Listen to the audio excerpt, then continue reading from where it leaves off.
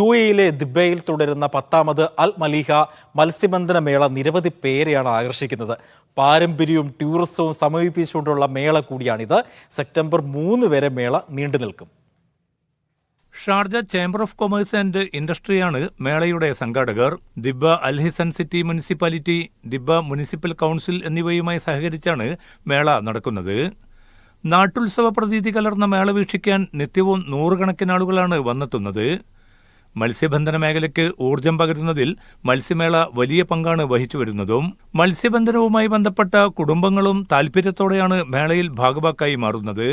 Abdullah Sultan Al Owais, Salim Ali Al Muhairi, Ahmed Abdullah bin Yarouf Al Naqbi, Abdullah bin Sarfan Al Sabi എന്നിവർ ഉദ്ഘാടന ചടങ്ങിൽ സംബന്ധിച്ചു.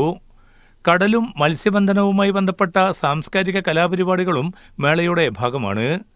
മത്സ്യം ഉൾപ്പെടെയുള്ള സമുദ്രോൽപ്പന്നങ്ങളുടെയും മത്സ്യബന്ധന ഉപകരണങ്ങളുടെയും വിപുലമായ പ്രദർശനവും മേളയുടെ ഭാഗമായി നടക്കുന്നുണ്ട്.